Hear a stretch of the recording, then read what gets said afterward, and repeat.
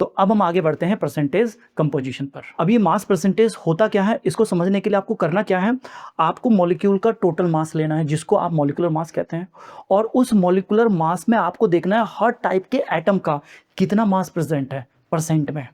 जब आप ये निकाल रहे होते हैं हर टाइप के एटम्स के लिए, तो आप वहां पर परसेंटेज कंपोजिशन को निकाल रहे होते हैं। इसको मैं एक एग्जांपल लेकर समझाने की कोशिश करता हूं।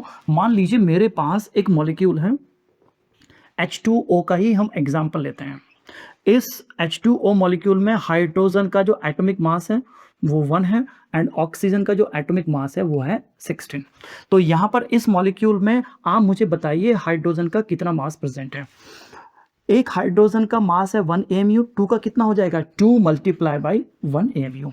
आप मुझे बताइए इस मॉलिक्यूल में ऑक्सीजन का, इस मॉलिक्यूल के अंदर ऑक्सीजन का कितना मास प्रेजेंट है 16।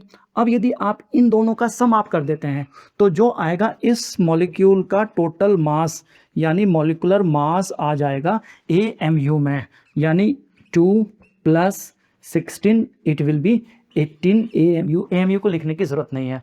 यानी अब आप देखिए इस मॉलिक्यूल के टोटल मास, इस मॉलिक्यूल का टोटल मास है 18, ठीक है। टोटल मास में 2 AMU मास है हाइड्रोजन का एंड 16 AMU मास है ऑक्सीजन का। ये तो आपको पता है, लेकिन ये आपको चाहिए परसेंटेज में।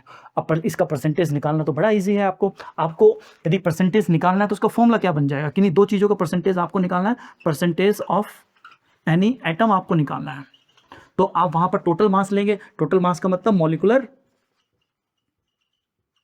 मास आप लेंगे, और उस एटम का, उस मॉलिक्यूलर मास में जितना भी वेट प्रेजेंट है, मास प्रेजेंट है, उसको आप लेंगे, यानी मास ऑफ दैट एटम वो लेंगे, और 100 से आप उसमें मल्टीप्लाई करेंगे। बहुत सिंपल सा रिलेशन है।